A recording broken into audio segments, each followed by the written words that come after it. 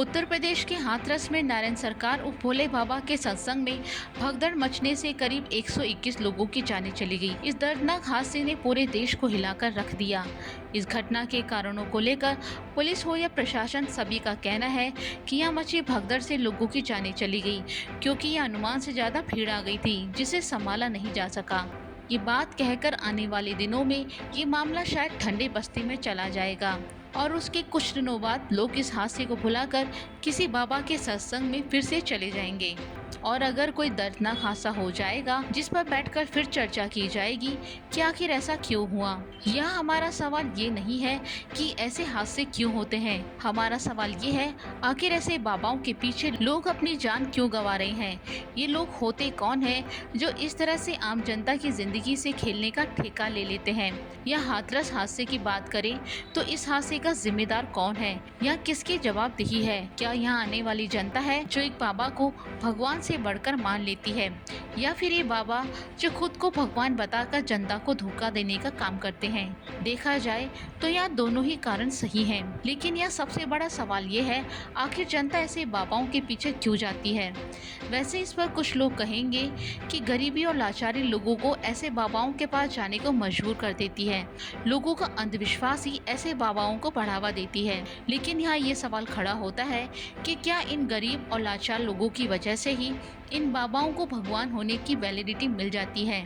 क्या इन गरीब और अशिक्षित लोगों की मजबूरी का फायदा उठाने से ही इन बाबाओं का मार्केट चमक जाता है। असल में ऐसा नहीं है। खुद को भगवान बताने वाले इन बाबाओं को वैधता दिलाने का काम ये गरीब और अशिक्षित तबके के लोग नहीं करते, बल्कि इन बाबाओं का मार्केट चमकाने का काम करता है तथा कथित पढ़ा लिखा सक्षम समाज, राजनेता, बड़े बड़े अभिनेता और हमारा मीडिया। ये वो वर्ग है जो किसी भी बाबा को भगवान बनाने का काम करता है। हमारे राजनेता जिन्हें जनप्रतिनिधि कहा जाता है, जिन्हें जनता अपनी भलाई, अपने काम काज पूरा करने के लिए चुनती है, वही राजनेता अपने वोटों को साधने के लिए गरीबों के जज्बातों से खेलते हुए इन बाबाओं का पूरा मार्केट जमाने का काम करते हैं। एक गरीब व्यक्ति अपने दुख, बेरोजगारी और दुर्दशा को सुधारने के लिए सरकार के पास जाता है, लेकिन यह सरकारें कब किसी गरीब की सुनती है। ऐसे में लाचार होकर ये गरीब इन बाबाओं के झांसे में आना शुरू हो जाते हैं और यहीं से इन बाबाओं और राजनेताओं का पूरा खेल शुरू हो जाता है। यहाँ धर्म और मजहब के नाम पर लोगों को अपने जाल में फंसाने का काम शुरू होता है। हमारे राजनेता के एजेंडे में जनता की बेरोजगारी, घर जैसे मुद्दे नहीं होते, बल्कि धर्म के नाम पर हिंदू मुसलमान जैसे मुद्दे होते हैं और गरीब बेबस जनता इन्हीं जालों में फंसी रह जाती है और उनकी परेशानी कभी दूर नहीं होती। आज चंद्र स्वामी से लेकर आशाराम बापू तक, गुरमीत राम रहीम से लेकर धीरेन्द्र शास्त्री तक, सब इसी का उदाहरण है। इन बाबाओं के पास राजनेता जाकर लोगों के मन में ये बात बैठा देते हैं। इनके आशीर्वाद की वजह से आज वो इस मुकाम पर है। ये लोग चमत्कार करने का दावा करते हैं और खुद को भगवान का अवतार या भगवान से सीधा कनेक्शन बताते हैं। 1990 के दशक में एक चर्चित और विवादित तांत्रिक थे चंद्र स्वामी, जो देश में ही नहीं बल्कि विदेश में भी फेमस थे। यहाँ के बड़े बड़े नेता, अभिनेता उनके भक्त थे। यहाँ तक कि प्रधानमंत्री तक उन्हें अपना गुरु मानते थे। तत्कालीन प्रधानमंत्री नरसिंह राव से तो उनके नजदीकी रिश्ता माना जाता था। इतना ही नहीं, इन बाबा पर राजीव गांधी की हत्या की साजिश में शामिल होने का आरोप तक लगा था, लेकिन फिर भी लोग उनके भक्त थे। इसके साथ ही आंध्र प्रदेश में जन्मे सत्य साईं बाबा शिरडी वाले खुद को शिरडी के साईं बाबा का अवतार बताते थे। उनके दर पर पूर्व मुख्यमंत्री अटल बिहारी वाजपेयी, मनमोहन सिंह, राष्ट्रपति अब्दुल कलाम और सचिन तेंदुलकर तक उनकी दर पर हाजिरी लगा चुके थे। वहीं इन बाबा पर हाथ की सफाई से लेकर यौन शोषण तक और हत्या जैसे कई गंभीर आरोप लगे थे। एक और बाबा है आशाराम बापू, जो बलात्कार के आरोप में जेल में है। इसके साथ ही गुरमीत राम रहीम को कौन भूल सकता है, जिन्हें बलात्कार और हत्या का आरोपी ठहराया जा चुका है। और तो और चुनाव से पहले उन्हें पैरोल या फरोल पर छोड़ दिया जाता है, क्योंकि हरियाणा और पंजाब के इलेक्शन में उनकी काफ़ी ज़्यादा ज़रूरत होती है। वहीं हरियाणा के एक और बाबा है बाबा रामपाल, वो भी जेल में है। इसके अलावा राम रक्ष यादव, राधे माँ और निर्मल बाबा भी हैं, जो एक से बढ़कर एक अजब बाबा हैं और इनके लाखों भक्त हैं। इन भक्तों का कहना है कि बहुत ही चमत्कारी है, भगवान से इनका सीधा कनेक्शन है। इन बाबाओं के इतने ज़्यादा फेमस होने का कारण ये भी है कि जब राजनेता अभिनेता जैसे लोग आएंगे तो छोटे गरीब लोग तो बड़ी आसानी से उनके झांसे में आएंगे। पिछले दिनों एक नए बाबा बागेश्वर धीरेन्द्र शास्त्री मार्केट में आए हैं, जो किसी का भी दिमाग या मन पढ़ने का दावा करते हैं, लेकिन एक माइंड रीडर सुहानी ने उनकी पोल खोल दी। उसने बताया ये कोई जादू नहीं बल्कि एक विज्ञान है। जैसे ही बात सामने आई, भाजपा ने इसे लेकर बवाल मचा दिया। इतना ही नहीं, जो लोग इस तरह की अज्ञानता और अंधविश्वास पर सवाल उठाते हैं और वैज्ञानिक दृष्टिकोण की बात करते हैं, उन पर ये बाबा और राजनेता उन्हें धर्म विरोधी करार देते हैं। कभी कभी इनका विरोध करने वालों को मौत के घाट तक उतार दिया जाता है, लेकिन उसके बावजूद भी लोग इन्हीं लोगों को गलत मानते हैं जो इन बाबाओं के खिलाफ खड़े होते हैं, क्योंकि इन बाबा और तांत्रिकों ने अपने चारों तरफ ऐसा मायाजाल बना रखा है जिससे लोग उनकी बातों से निकल ही नहीं पाते।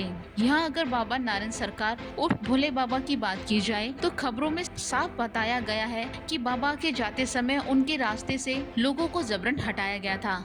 लोग उनके पैरों की धूल लेने के लिए उमड़ पड़े थे, लेकिन उनके सेवादारों ने श्रद्धालुओं को हटाने के लिए वाटर कैनन का इस्तेमाल किया, जिससे भगदड़ मच गई और इतनी बड़ी संख्या में लोग मारे गए।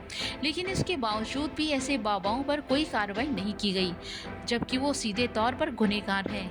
लेकिन जब हमारे देश के नेता मंत्री ही इन बाबाओं के दर पर हाजिरी लगाते हैं तो कौन इन बाबाओं को रोकेगा।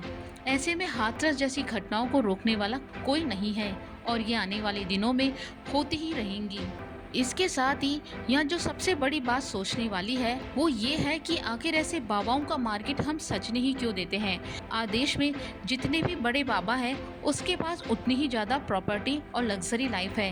राम रहीम से लेकर बागेश्वर धाम के धीरेन्द्र शास्त्री, नारायण सरकार से लेकर निर्मल बाबा तक, ये सब इतने रईस बाबा हैं जितने की एक बड़े बिजनेसमैन की होती है। करोड़ों की संपत्ति के मालिक बने बैठे ये बाबा दुनिया को मोह माया से दूर रहने का प्रवचन देते हैं और दान पुण्य की बात करते हैं, लेकिन खुद आलीशान घरों में रहते हैं। यह बात चाहे किसी भी धर्म की हो, हर धर्म में साधु संत संसार के मोह माया से दूर रहकर साधारण जीवन जीने की बात कही गई है। लेकिन ये ना जाने कौन से साधु संत हैं जो करोड़ों की संपत्ति के मालिक बने बैठे हैं और गरीब और लाचार इंसान के दुख का फायदा उठाते हुए इन्हें लूटने में लगे रहते हैं, और उनके इस घटिया काम में हमारे राजनेता पूरा साथ देते हैं। फिर चाहे किसी गरीब का घर जमीन ही क्यों न बिक जाए, लेकिन बाबाओं के बढ़ते राज को रोकने वाला कोई नहीं है, क्योंकि जिस सरकार को ऐसे ढोंगी बाबाओं पर कार्रवाई करनी चाहिए वो सरकारें तो खुद ही बाबाओं के चरणों में नतमस्तक रहती है, और उस नतमस्तक का ये नतीजा निकलता है कि या तो एक गरीब अपनी तकलीफों को दूर करने के चक्कर में अपना सब कुछ बेच देता है, या फिर हाथरस जैसी घटनाओं में अपनी जान गंवा देता है। और एसी में बैठे ये बाबा इन गरीबों की लाश को कुचलते हुए फिर किसी सत्संग में अपना प्रवचन देने के लिए निकल जाते हैं। ऐसे में हमें यह सोचना होगा कि आखिर हमें क्या करना है।